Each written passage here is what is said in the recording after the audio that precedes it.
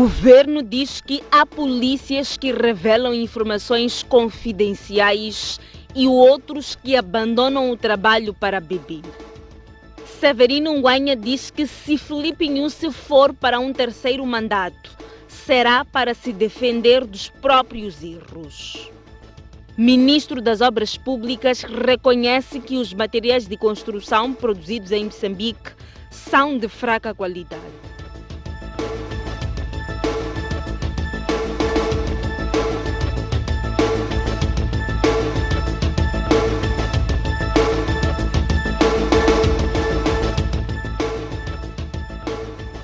Boa noite. Desconhecidos incendiaram 2 casas e 2 viaturas no posto administrativo de Miese, a 20 km da capital de Cabo Delgado. A situação provocou pânico entre a população, que fugiu por suspeitar tratar-se de um ataque terrorista. As 2 casas e 2 viaturas arderam de forma misteriosa. Quer dizer que ninguém viu nem ouviu nada sobre este incidente, que é confundido com um ataque terrorista. Até este momento, a população está com medo do que aconteceu, uma vez que ocorrem ataques terroristas próximos daqui da aldeia de Miese. Lá para as 22 horas, nós só vemos que fogo, a ser fogo. Logo nós saímos dentro, começaram a fugir. Dali, outra pessoa foi no mato a correr. Eu não sei de nada, só que eles me vieram me puxar lá. Teve noutra casa, então me vieram me puxar, até o carro está queimado aqui. Então quando eu cheguei, apanhei mesmo queimado. O carro está em condições, estava em funcionar, estava tudo em dia, mas o carro eu tirava a bateria há muito tempo. Até que a bateria está comigo, está em casa. Então, se é um contacto de entrar, parece como um contacto de coisa, de instalação, eu não acredito. Tem que ser uma pessoa que veio acender o fogo no meu carro. Além dos carros, mais 2 casas ficaram queimadas aqui em Miese, tal como as viaturas. Em relação às casas, também ninguém sabe explicar o que é que de facto terá acontecido. A hora 23 horas, foi me ligar o meu tio a me dizer que você tem que ficar atento. Aqui fora, e aconteceu fogo nos carros, assentaram 2 carros lá na estrada. Agora você tem que ficar atento. E logo eu dormi. De repente, antes de dormir, me apanhar sonho, logo veio esse meu vizinho me chamar. Me chamou, eu não respondi porque tinha medo de sair fora. E eu fiquei com teimosia ali dentro. Logo ele começou a bater essa minha porta. Sai lá e fora. Eu saí para fora e ele me disse que essa tua casa aqui já entrou fogo. Logo eu saí aí dentro. Levei meus filhos, mandei acordar meus filhos, saíram para fora. E mínima parte das minhas roupas eu tentei tirar, e roupas dos meus filhos também, mínima parte tentei tirar. E três camas também tentei tirar, e outras coisas eu não consegui tirar. A STV tentou comunicar-se com as autoridades, concretamente a Polícia da República de Moçambique, mas, mais uma vez, foi respondido com silêncio. Isidina Chá, de Miese, STV. Há membros da PRM, incluindo os da Unidade de Intervenção Rápida, que abandonam os postos de trabalho para se embebedarem. A afirmação é da Ministra do Interior, que, de visita a Cabo Delgado, acusa ainda os agentes de revelarem ao inimigo a localização das Forças de Defesa e Segurança. O diretor da ordem cria condições, as viaturas existem. O abandono do posto de trabalho e o consumo excessivo de álcool por parte de alguns agentes da lei e ordem são os principais problemas que estão a pôr em causa a segurança em Cabo Delgado, onde hoje mesmo os governantes sentem-se inseguros. Constam que há aqui situações de abandono de posto.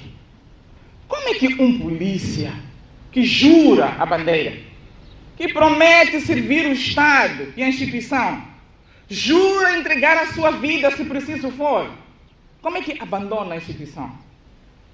É inconcebível. Quando ao pai que devia estar a garantir a segurança dos responsáveis, não está lá, a residência é assaltada e o nosso dirigente não está em segurança. Falhamos quando ao ir, que devia estar no campo de batalha, como aqueles que eu citei, que estão em Mocimboa, que estão em Palma, que estão a fazer o seu trabalho, ele sai da linha e vai beber, vira bêbado. Outra falha na segurança em Cabo Delgado é a fuga de informação e, devido à gravidade da situação, a ministra do Interior exigiu uma mudança urgente. O nosso trabalho é um trabalho bastante nobre.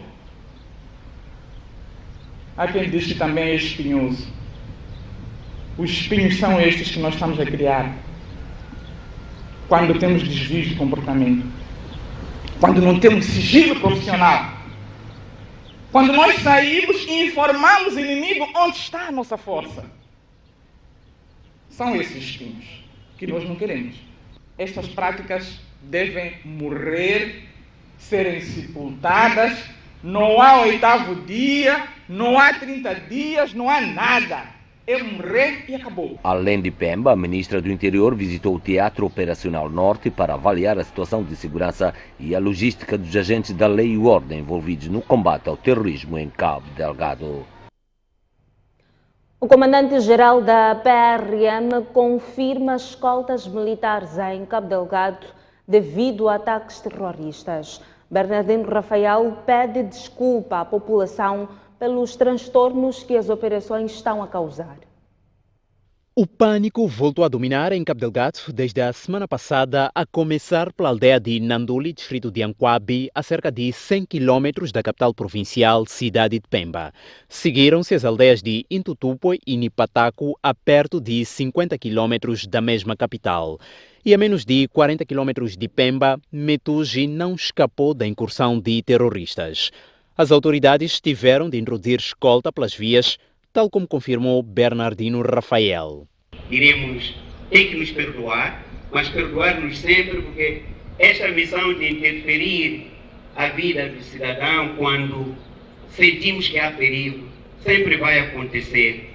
Não é de gostar, ninguém vai gostar, mas somos às vezes impostos esta obrigatoriedade de prevenirmos o mal. Entretanto, esta terça-feira, o secretário permanente do Ministério da Defesa mostrou-se pouco informado sobre a situação e disse que acreditava não existir escolta à entrada da cidade de Pemba. Recentemente temos lá colegas em Cabo Delgado. Hoje, ontem, não tive essa informação, pessoalmente eu. Acredito que não há escolta no troço que está a referir. Sr. jornalista, acredito. Os últimos ataques em Cabo Delgado vêm forçando milhares de pessoas a se deslocarem das suas aldeias para Pemba e outros pontos da Zona Norte. As crianças e professores que regressaram ao distrito de Kisanga, em Cabo Delgado, não têm material escolar. As aulas estão a ser retomadas após 2 anos de suspensão. Devido ao regresso de crianças deslocadas que viviam nos centros de reassentamento com as suas famílias, o governo do distrito de Kisanga foi forçado a reabrir escolas, mas neste momento está a enfrentar dificuldades por falta de material escolar. Neste momento estão a funcionar 6 escolas e ainda vamos reabrir mais 5 escolas. No total serão 11 escolas. Para garantir que as crianças não fiquem sem estudar devido à falta de material, o Mozabanco ofereceu um donativo ao governo do distrito de Kisanga. É um material que vai nos ajudar muito, porque neste momento nós não tínhamos nada para iniciar ou para a reabertura das aulas. Este ato acontece numa altura em que tem vindo a ser reportado a intensificação de ataques nesta nossa província, situação que nos deixa bastante consternados e apreensivos.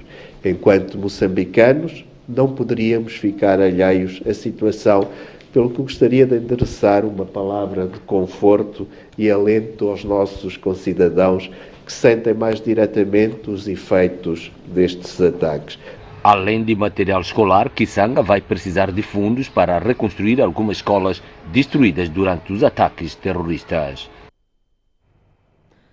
A Finlândia vai continuar a apoiar Moçambique através da União Europeia, um apoio à formação militar para o combate ao terrorismo.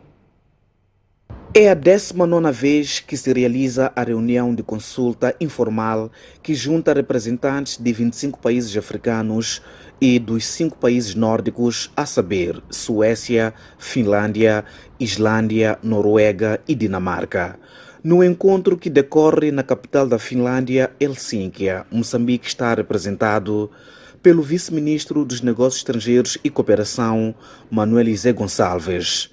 Paz e segurança, cooperação multilateral e mudanças climáticas são os 3 temas levados à discussão. Nós trazíamos essencialmente partilhar a nossa experiência, sobretudo no combate ao terrorismo, que é aquilo que afeta a província, alguns distritos da província de Cabo Delgado. Portanto, partilhamos essa experiência, mas também partilhamos a experiência de solução de conflito entre irmãos a partir do diálogo. Portanto, aquilo que aconteceu, que culminou com o Acordo Geral de Paz de 92, aquilo que culminou com o Acordo de Paz e Reconciliação em agosto de 2019. A escalada de violência terrorista na província de Cabo Delgado foi bastante abordada. O assunto interessa muito a Finlândia, que apoia Moçambique na educação e boa governação, para além de que este país faz parte da União Europeia, que tem uma missão militar a capacitar os militares moçambicanos.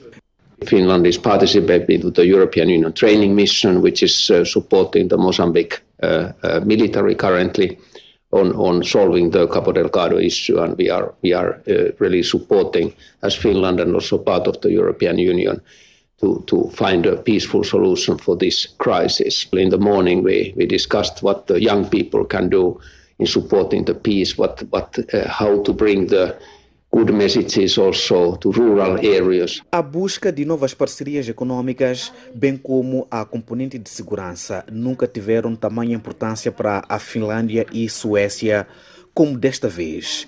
A Finlândia, por exemplo, partilha uma fronteira de 1.340 quilômetros com a Rússia e desde que o regime de Vladimir Putin invadiu a Ucrânia, a Suécia e a Finlândia decidiram, a 18 de março último, formalizar o pedido de adesão à NATO como forma de garantir a segurança, o que não agradou à Rússia. O filósofo Severino Nguenha diz que um provável terceiro mandato de Filipe Nyusi seria um mecanismo de autodefesa. Severino Nguenha salienta ainda que poderá ser uma salvaguarda do atual presidente, tendo em conta o que considera serem os erros cometidos durante a governação. Uma provável intenção de terceiro mandato de Filipe Nyusi à presidência da República levanta reflexões do filósofo Severino Nguenha. Se o terceiro mandato fosse a veleidade de um homem de querer continuar no poder, muita gente podia entender e compreender que essas veleidades existem em qualquer pessoa, mas que são veleidades a ser reconsideradas e recanalizadas no seu lugar próprio e fazendo respeitar a lei e as instituições. Mas parece-me que por trás de ser mandato esconde-se uma outra coisa. Rezam os ditados populares que quando um ser está metido numa gaiola, por quanto pacífico ele possa ser, a certa altura torna-se violento porque encontra-se numa situação de prisão. Eu tenho estado a pensar estes dias que, com a situação de Moçambique nos últimos 20 anos, nós temos um presidente que goza de liberdade e os privilégios que a função presidencial lhe dá enquanto ocupa aquele espaço, mas carrega consigo mesmo problemas enormes que podem levar que, saindo daquele lugar, ele tenha, para ele e para a sua família, consequências graves. Se esta minha percepção e interpretação não é errada, pode ser que o terceiro mandato não seja ligado a veleidades individuais, mas seja uma espécie de autodefesa que a pessoa se dá para salvar a sua vida e a sua própria liberdade. Com esse pensamento, o acadêmico receia que no futuro haja mais conflitos e divisão. Se eu penso assim e vejo os movimentos e os discursos que se fazem em volta do presidente Guebuza que está de volta, das vontades de vingança que circulam nos nossos ouvidos, dos conflitos que temos no norte de Moçambique e metem Moçambique em repentalho, com risco de divisão, com o racismo que cresce, com o tribalismo que cresce, eu pergunto-me o que é que vai ser de Moçambique daqui a 2, 3 anos. E aquilo que antevejo não é nada bonito. Eu antevejo, no meio de 2 conflitos que já estão em curso, ainda mais conflitos possíveis. Às vezes fico a pensar e digo às minhas irmãs assim, os nossos filhos não vão ver Moçambique do Rovuma a Maputo como nós conhecemos. A maneira como estamos a conduzir a nossa vida, em termos coletivos, pode nos levar a problemas tão graves ou maiores que aqueles que conhecemos no passado. Como solução, Severino Nguenha sugere que, independentemente da posição que as pessoas ocupam, a sociedade deve saber perdoar para seguir em frente. Vocês pensem na Segunda Guerra Mundial. Portugal não julgou ninguém. De todos aqueles que eram da PIDE. Os fascistas na Itália e na Espanha não foram julgados. E o número de julgamento de Nuremberg foi por poucas pessoas. O mais importante era fazer com que a vida coletiva continuasse, que houvesse progresso, que houvesse democracia, que houvesse trabalho, que as crianças tivessem um futuro. E penso que no nosso país temos que inventar mecanismos de perdão coletiva, de criação de espaços, para que nenhum de nós, independentemente do lugar que ocupa, se sinta autorizado ou empurrado a ter que fazer atos que levem à divisão do país, que levem a novos conflitos, que levem a tribalizações, que levem a racismos, que levem a conflitos militares. Nem para proteger-se, ainda menos por veleidades de vingança. Justiça e vingança são 2 conceitos que me parecem diferentes. Nguenha considerou que os intelectuais têm um papel a desempenhar na sociedade para travar conflitos. Então, eu penso que os intelectuais têm que evitar, como os grandes generais da arte da guerra, que a guerra aconteça. Eles não são bons generais se ficarmos a comentar depois quando as coisas acontecerem. Não teremos sido bons intelectuais se amanhã viermos dizer morreram mais 2, em Cabo Delgado dispararam amanhã, começou a guerra no centro, há mais de 50.000 refugiados. Talvez tenhamos que nos perguntar que missão temos que nos dar a nós próprios para fazer com que estes desastres de que Moçambique tornou-se campeão possam se evitar. O reitor da UDM fez estas declarações no lançamento do livro do jornalista e comentador Tomás Vieira Mário. O general António Amatai diz que os partidos políticos devem dialogar sobre o adiamento das eleições distritais agendadas para 2024. Amatai entende ainda que a negociação é a única solução. O que aconteceu é que houve um acordo que foi negociado. Agora, a minha opinião, se o acordo foi negociado, há algum impedimento da implementação, era necessário voltar a rediscutir a questão. É o que me parece racional. Portanto, eu assumi um compromisso, tenho uma dificuldade de implementar o compromisso e eu preciso de notificar a outra parte para ver conjuntamente como é que a gente faz, como é que fazemos para implementar o compromisso assumido. Para mim, essa seria a forma mais racional e aquilo que mesmo a ciência poderia recomendar. Há 2 meses que a embarcação que faz a ligação semanal entre Climane e Xinde está paralisada devido à falta de combustível. O governo da Zambésia diz que não tem dinheiro para resolver o problema. A única embarcação que facilitava o transporte direto e com segurança via marítima de pessoas e escoamento de produtos de Climane ao distrito de Xinde, zona sul da Zambésia e vice-versa, está parada há mais de 2 meses. Engane-se quem pense que a embarcação esteja avariada. Está assim com falta de combustível. Isso mesmo, falta de combustível. Sucede que a embarcação pertence ao governo, que na sequência está sem capacidade de assegurar o abastecimento. Há 2 meses esteve a funcionar com combustível cedido centralmente através do Ministério dos Transportes e Comunicações. O mesmo acabou e a embarcação foi estacionada. Sim, em relação ao barco Lua-Lua, é um problema sempre técnico. O custo de movimentação do barco Lua-Lua implica muitos recursos. O grande problema é o consumo exagerado que tem de combustíveis. Provavelmente o motor não deve estar redimensionado para uma embarcação daquelas. O consumo é super enorme, é insustentável. Não há dinheiro que pague. Mas, contudo, o governo, quando tem alguma disponibilidade, injeta um recurso, disponibiliza um recurso e aí ele faz uma viagem, 2, 3, mas voltamos sempre a ter o navio parado. Então não temos neste momento disponibilidade financeira para a aquisição dos combustíveis e o navio está aí a aguardar de facto que haja algum recurso. O administrador distrital de Xinde, Vidal Bila, falou telefonicamente com a nossa reportagem. Diz que a paralisação de Lua-Lua está a impactar na economia do distrito. Quando o Lua-Lua funciona, nós conseguimos ter o preço de produto regulado aqui dentro. Pois. E depois, em épocas como estas, em que chove, a nossa população tem a possibilidade de viajar para Quilimane sem se submeter a este martírio de Luabo-Mopé. Então, os cenários são visíveis. As pessoas trazem, os nossos comerciantes trazem produto à sua maneira. E o que acontece é que cada vez que ele consegue trazer produto, o preço sobe. E nós não podemos fazer nada, estamos inertes como governo. Enquanto não houver condições para financiamento de combustível, esta embarcação vai permanecer no porto de pesca de Quilimane atracada.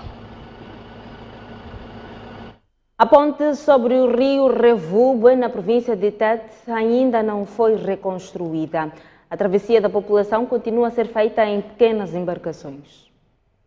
A ponte sobre o rio Revubu, na província de Tete, desabou em janeiro deste ano, na sequência do mau tempo, e deixou a população sem acesso às 2 margens que ligam as cidades de Tete e Moatize. De lá para cá, a situação está a dificultar a vida dos munícipes, sobretudo funcionários, estudantes e doentes que pretendem chegar ao hospital.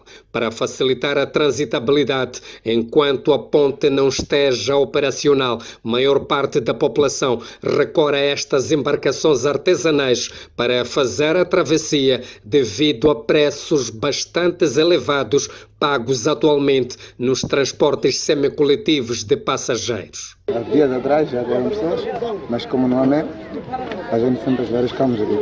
Ok. Também estamos a correr um risco, né? A população considera ainda a situação desgastante e pedem rápida intervenção das autoridades com vista a minimizar o sofrimento e custos atualmente pagos. Pagamos 20 mil por dia. O pagamento vivo aqui perto, então para me dar a volta fica um bocadinho desgastante. Estamos a sofrer muito. Todo dia atravessar com canoa, com espora. Já não sabemos. Entretanto, para evitar isolamento total entre os 2 municípios, foi criada esta ponte pedonal. A população aguarda ansiosamente pela sua operacionalização. Vai trazer muita melhorança, vai melhorar muito e oferece muita segurança. Nós vamos agradecer muito essa ponte ser aberta. A nossa equipa de reportagem sabe igualmente que será permitida apenas a circulação nesta ponte de peões e mototáxis. O ministro das Obras Públicas diz que os materiais de construção produzidos e utilizados nas obras públicas têm pouca qualidade. Carlos Mesquita exige mais fiscalização. Numa altura em que a má qualidade das obras tem sido associada ao mau desempenho do empreiteiro e do fiscal da obra, o ministro das Obras Públicas, Habitação e Recursos Hídricos apontou nesta quarta-feira a necessidade de se observar também a qualidade do material que é usado. A qualidade dos materiais de construção influencia diretamente na vida útil da infraestrutura, segurança dos utentes, custos para manutenção, dentre outros. O controle de qualidade de materiais de construção não deve ser realizado somente ao produto final, mas sim para cada fase do processo de produção, desde a matéria-prima, as especificações técnicas usadas, do processo de fabrico e o produto final. Segundo Mesquita, grande parte dos materiais produzidos no país, bem como importados, são de qualidade duvidosa, por isso apelou maior atuação das autoridades fiscalizadoras. O mercado de construção está a ser invadido por materiais de construção importados, alguns, se não muitos, de qualidade duvidosa. É preciso assegurar o controle de qualidade pré-embarque para aferir a sua conformidade, qualidade, bem como o seu registro. Portanto, basta de obras sem qualidade, basta de lutas entre as partes de forma desnecessária. Queremos procedimentos claros, queremos também compromisso e responsabilização. Por seu turno, a Federação Moçambicana de Empreiteiros pede que a fiscalização vá muito além dos materiais de construção. Nós temos tido encontros com os nossos empreiteiros, chamando-nos a atenção e essa coisa toda, mas é um material que existe no país, portanto, e é um material mais barato, portanto, vão ao material mais barato, portanto, por isso é que eu digo, tem que haver normas, tem que haver exigências e respeitar o que está escrito no caderno de encargos e nas especificações. A própria fiscalização tem que exigir que o empreiteiro aplique esses mesmos materiais. Os intervenientes falavam no âmbito da realização esta quarta-feira da reunião de reflexão sobre a qualidade dos materiais aplicados nas obras públicas, um encontro que reuniu quadros do Ministério das Obras Públicas, da Indústria e Comércio, Instituto de Normalização e Qualidade, entre outros. E agora vamos a uma curta pausa, mas antes a informação cambial para si que nos acompanha a partir da STV. Voltamos dentro de instantes. Até já. De volta às notícias. 2 militares zimbabuianos foram detidos na província de Manica, indiciados de posse e transporte ilegal de explosivos e respectivos detonadores. As autoridades alfandegárias suspeitam que os produtos tinham como destino a província de Cabo Delgado, alegadamente para serem usados nas incursões terroristas. Ao todo, são 150 kg de explosivos. O produto era transportado nesta viatura que foi neutralizada na fronteira de Machipanda. Os militares, agora detidos em Manica, alegam que apenas estavam a transportar a mercadoria para entregar este indivíduo. Tangokumbirwa kutranspota kusvika pabhodha pamutare chetese patinotoziva kuti kutakura kwataita apa yatova mosha. Quem é que pediu? Muridzi wazvo. O suposto proprietário da mercadoria diz que a mesma destinava-se ao uso nas minas na região de Penhalonga. Não ser preso aí no fundeiro aí. Esta mercadoria destina-se ao quê? Serve para o quê? Esse é de minas. Para Ulisses Tembe, diretor das alfândegas em Manica, a apreensão do produto deve-se ao facto de não ter autorização para a sua circulação. Existe aquilo que é o crime em sede do processo fiscal, que são as imposições que isto ia pagar, sobre uma cautela de autorização. Existem entidades específicas que autorizam, a nível do Ministério do Interior, da Defesa, a entrada no país de determinados explosivos, ligando isto à situação que estamos a atravessar do conflito na região norte do país. Então há muita coisa envolvida nisto tudo, tanto que este é um trabalho em conjunto que envolve a polícia, envolve a contra-inteligência da CISE e outras forças ao nível da província. Para o caso, já foram abertos 2 processos, sendo criminal por causa da introdução ilegal de explosivos e fiscal pelo facto da mercadoria ser produto de contrabando. Os preços subiram mais de 9% em maio passado. É o novo recorde dos últimos 4 anos. As maiores subidas foram registradas nos transportes e na alimentação. Maio foi um mês para esquecer. Os preços dos produtos e serviços aumentaram cerca de 9,31% em relação a maio de 2021 e reduziram o poder de compra das famílias. Trata-se de um agravamento do custo de vida que não era sentido no país desde setembro de 2017, segundo o Instituto Nacional de Estatísticas. O transporte teve um aumento de 13,65% e a comida e bebidas não alcoólicas aumentaram 13,51%. E estas foram as maiores variações de preços.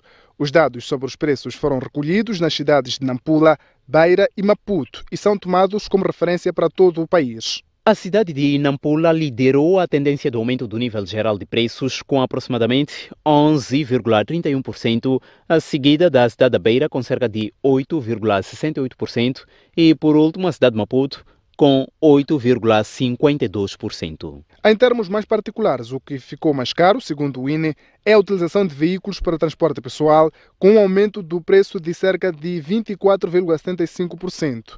Na mesma linha, os produtos farmacêuticos, aparelhos e materiais terapêuticos ficaram 14,38% mais caros e a manutenção de casas viu o seu preço aumentar em 18,81%.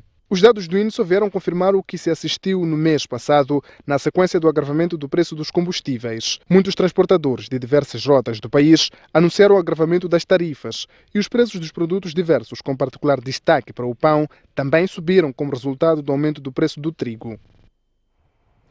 A CTA defende que a nova lei de comunicação social deve alargar os limites do capital social estrangeiro às empresas de mídia em Moçambique.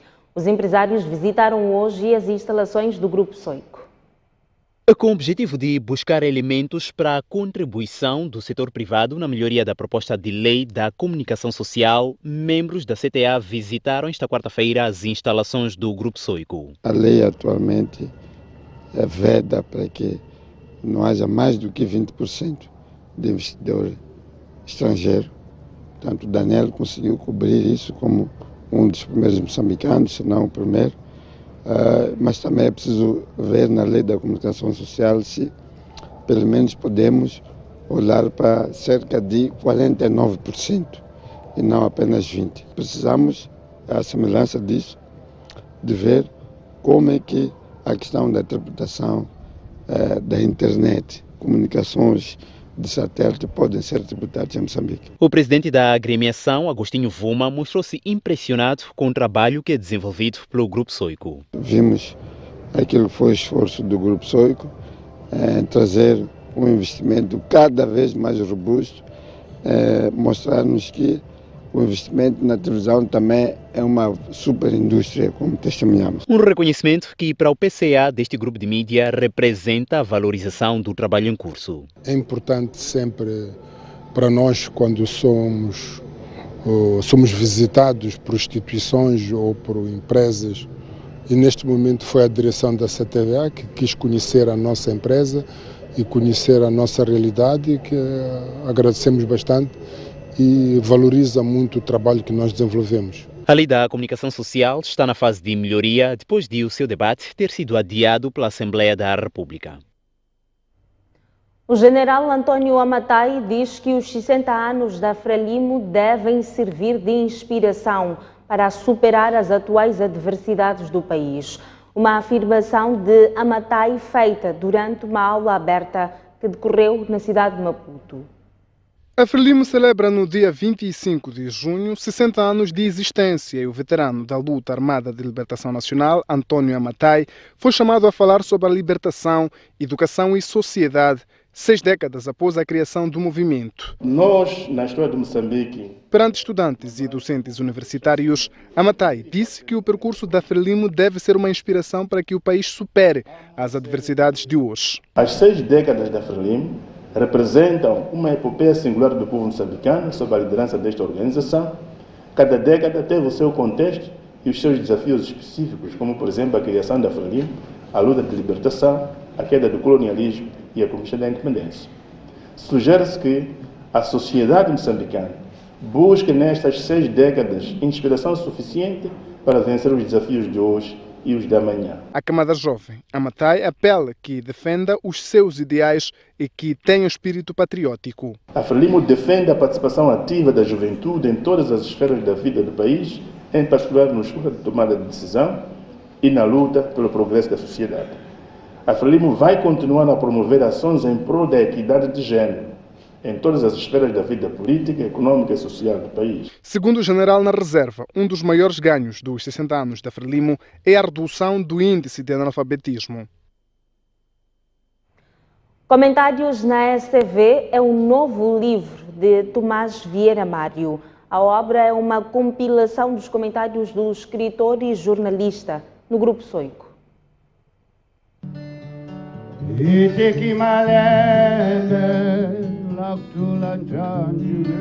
Um ambiente aprazível para os amantes da literatura. Uma combinação, poesia cantada por Chico Antônio, um mar de letras e uma capa com rosto, que no seu interior traz os comentários na STV com Tomás Vieira Mário, também baseados nos 45 anos de carreira, ao longo dos quais teve Albino Magaia como mestre. Foi essa pessoa que eu segui ao longo de todos esses anos, procurar aprender dele como é que se pode estar nesta profissão. O meu modelo de jornalista, a minha referência de intelectual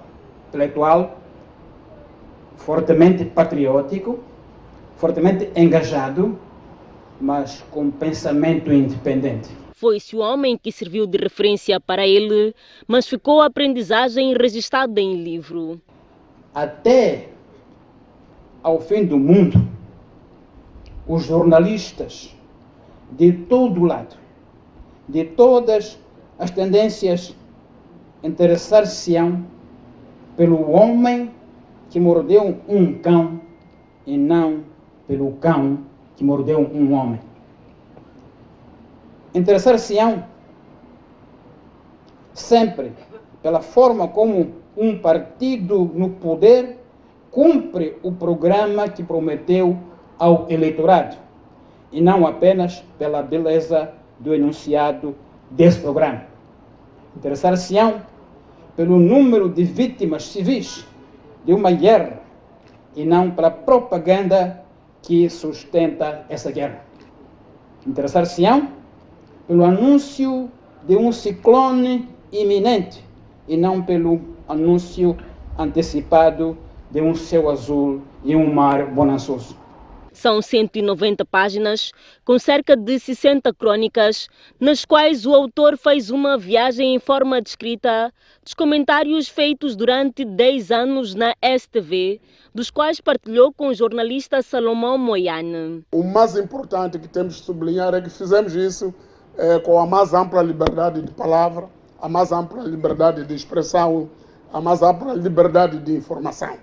É isso que tem caracterizado a maneira de ser do Tomás Vieira Mário, na minha ótica. Para o PCA do Grupo Soico Daniel David, a obra revela o papel da instituição que dirige na promoção da cidadania. Esta ligação entre o jornalista Tomás Vieira Mário e a STV traduz muito da nossa forma de ser e de estar. Este novo olhar, agora em livro, que reúne o conjunto dos comentários e temas que foram debatidos na antena da STV, remete-nos para a importância pedagógica da STV e permite-nos com grande satisfação assistir não só a esta evolução e transformação do comentário televisivo para uma análise diferenciadora. A apresentação do livro coube ao jornalista Jeremias Langa. Com esta obra, o Tomás lembra-nos de que mais do que um mero membro de um Estado, de uma comunidade política, ser cidadão é uma responsabilidade cívica, porque enquanto tal, somos detentores de direitos e de deveres perante o Estado e a comunidade de que somos parte. Numa época em que as tentações autoritárias assomam com subtileza, pondo em causa as conquistas democráticas do país, Tomás Vieira Mário clama pelo respeito pelos direitos e liberdades fundamentais dos cidadãos, em particular as liberdades de expressão, de opinião e de imprensa, bem como o direito dos cidadãos à informação enquanto conquistas inalienáveis do nosso Estado de Direito. A obra literária aborda 6 temáticas, nomeadamente ética, política, sociedade, comunicação social, Estado de Direito e democracia. O escritor Elder Muteia relançou a sua mais recente obra literária, Matoa, a Febre do Batuque. Desta vez, a cerimônia foi dedicada aos alunos da Maputo International School.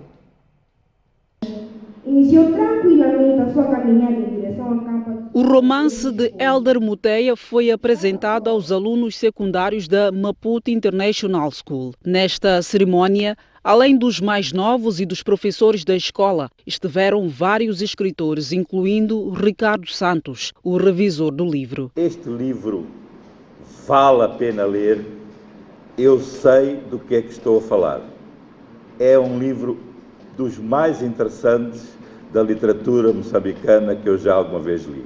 Editado pela Alcance Editores, nesta nova sessão de apresentação do livro Matoa, a Febre do Batuque, foi igualmente comentado pelo jornalista António Barros. A magia deste livro está exatamente aí, de nos conduzir numa viagem inesperada por solavancos, deslizes, atropelos e descobertas que cada leitor experimentará à sua maneira. Do mesmo modo que o público presente na cerimônia ouviu algumas interpretações partilhadas por António Barros, também acompanhou uma leitura dramatizada de um dos capítulos de Matoa, a Febre do Batuque, o que fascinou o autor. Então, esta história de amor, que é vivido no meio rural, permite compreender que a felicidade não acontece apenas na cidade. A felicidade acontece no meio rural e dentro dos valores culturais, sociais do meio rural.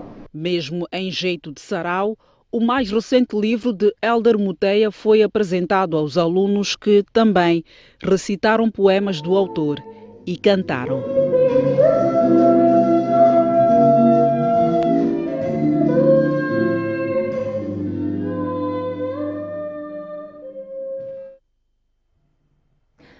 A temperatura vai voltar a baixar nos próximos dias. As previsões do INAM apontam para mínimos de 8 graus em Maputo e Gaza. Tudo por causa da entrada da massa de ar frio no sul do país. E agora vamos acompanhar as máximas e mínimas para as principais capitais provinciais e depois uma curta pausa. Começamos por Maputo, a capital do país. São esperadas temperaturas de 22 de máxima e 10 de mínima. A previsão de chuvas fracas e céu pouco nublado. Xai-Xai, 22 de máxima e 19 de mínima.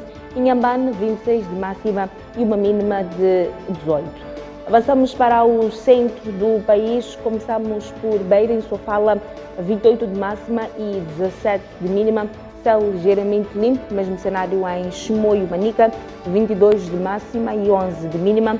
Climane, na Zambésia, 28 de máxima e uma mínima de 18. Seguimos com Tete, 32 de máxima e 18 de mínima. Avançamos ao norte do país, começamos por Nampula, província com o mesmo nome, 29 de máxima e 18 de mínima. Lixinga, 26 de máxima e 9 de mínima. Por fim, Pemba, em Cabo Delgado, uma máxima de 29 e uma mínima de 20. Até já. De volta às notícias, olhamos agora o desporto. O selecionador nacional de futebol está a encarar o próximo jogo frente à África do Sul com grande naturalidade. Chiquinho Conde diz que Moçambique Chiquinho Conde disse que não vai ter uma tarefa fácil, mas Moçambique vai jogar para ganhar. Os jogos do Moçambola 2022 vão passar às 14 horas. A medida aprovada pela Liga Moçambicana de Futebol permite que os jogos terminem à luz do dia.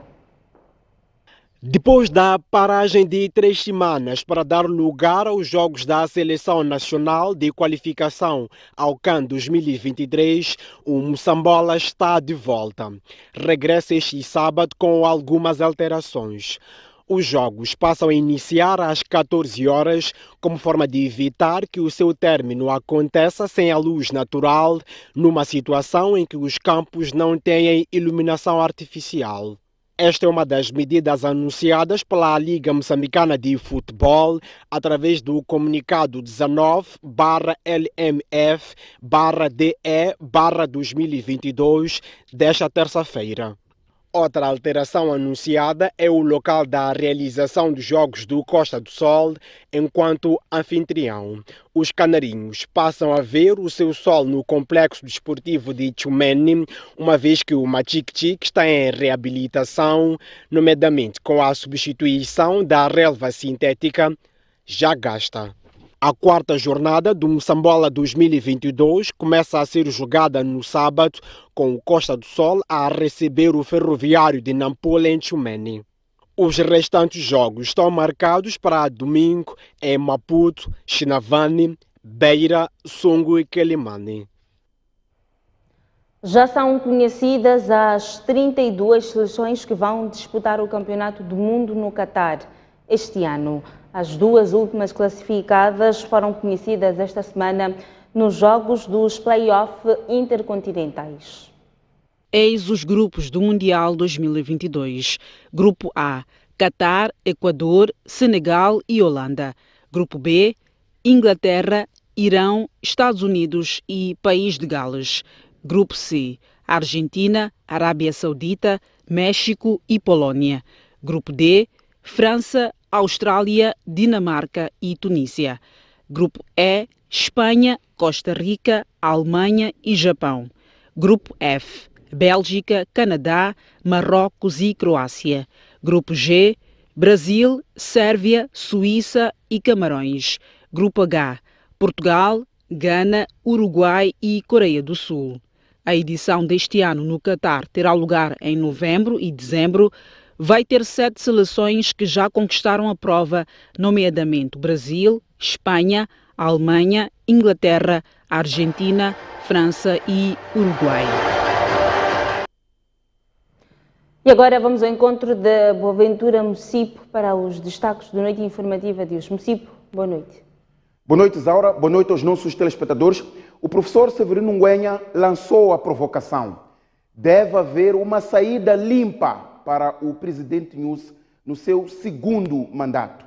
Se não houver, há a possibilidade de se forçar um terceiro mandato. O professor Severino Ngwenya vê nas últimas intervenções de Armando Guebuza sinais de vingança.